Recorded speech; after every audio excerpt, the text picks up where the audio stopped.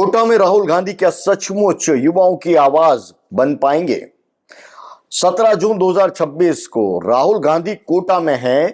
कांग्रेस ने अपनी नई मुहिम छात्रों की गूंज की शुरुआत के लिए कोटा को चुना है। वजह साफ है, कोटा सिर्फ एक शहर नहीं बल्कि देश के लाखों छात्रों के सपनों और संघर्षों के दबाव का केंद्र है। यहां हर साल हजारों युवा डॉक्टर, इंजीनियर बनने का सपना लेकर आते हैं, लेकिन इसी के साथ वे परीक्षा व्यवस्था की खामियां, बढ़ती प्रतिस्पर्धा और मानसिक तनाव जैसी चुनौतियों का भी सामना करते हैं।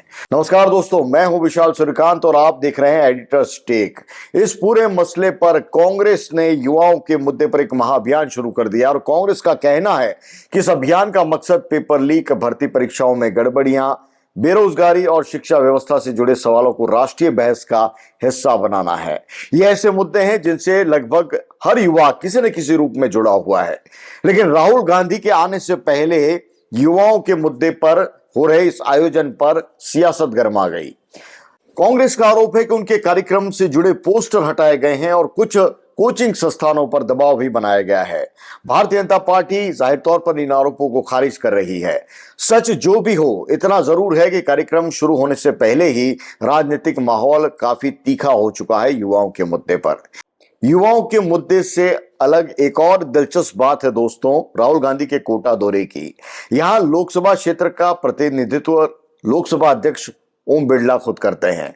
आमतौर पर स्पीकर को राजनीतिक विवादों से ऊपर और निष्पक्ष संस्था के रूप में जाना जाता है, लेकिन राहुल गांधी देश में नेता प्रतिपक्ष हैं और सरकार की नीतियों पर वो सवाल उठाते रहे हैं। ऐसे में स्पीकर के संसदीय क्षेत्र में आकर युवाओं के मुद्दे पर सरकार को घेरना अपने आप में एक खास राजनीतिक और संसदीय संदेश भी देता है।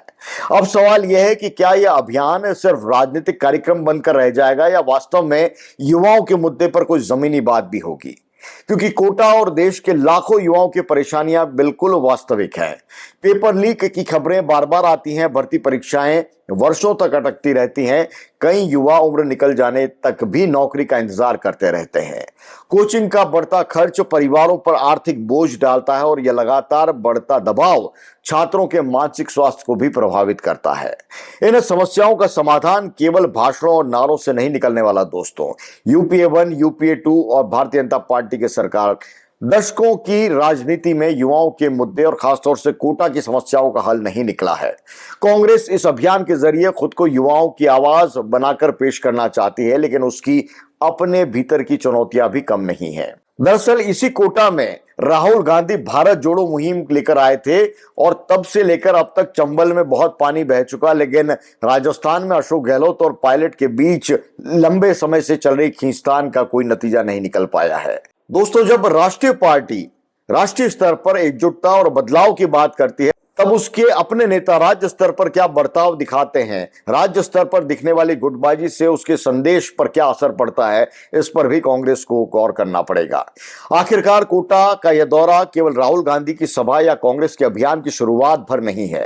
राहुल गांधी का ये कोटा दौरा इस बात की भी परीक्षा है कि क्या विपक्ष जो मुद्दे लगातार उठा रहा है उसको वो अपनी गंभीरता से उठा पाएगा, क्या अपने अंदरूनी विरोधों को वो थाम पाएगा, क्या वो केवल विरोध की राजनीति पर आगे बढ़कर समाधान की बात करेगा या वह खुद को एक विश्वसनीय विकल्प के रूप में स्थापित कर पाएगा। और इसके लिए जरूरी है कि विपक्ष के तमाम नेता भी एकजुट हों, एक स्वर में बात करें।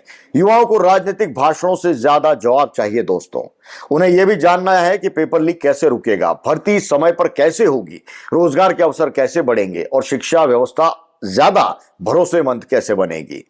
अगर छात्रों की गूंज के इस कार्यक्रम के दौरान केवल समस्याओं का जिक्र होता है और समाधान का जिक्र नहीं होता, तो फिर सवाल यह होगा कि राहुल गांधी आखिर किस रूप में सियासत के अंदर यह मुद्दा लेकर आए हैं, जब वो समाधान की बात उस रूप में सुझा नहीं पा रहे हैं। क्योंकि सवाल बहुत बड़े हैं दोस्तों। इन सवालों को देश की राजनीति के केंद्र में कितना कांग्रेस ला पाती है, कितना भारतीय जनता पार्टी इसको एड्रेस कर पाती है, देखना दिलचस्प होगा।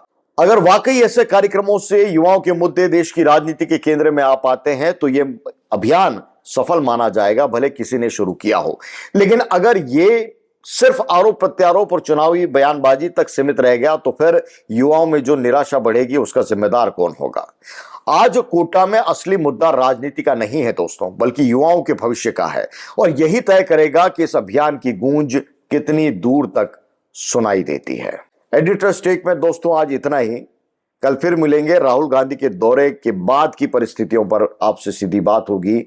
युवाओं के मुद्दे पर कितनी गंभीरता से बात हुई, इस पर बात होगी। जुड़े रहिए पंजाब केसरी के साथ। मुझे दीजिए इजाजत। नमस्कार।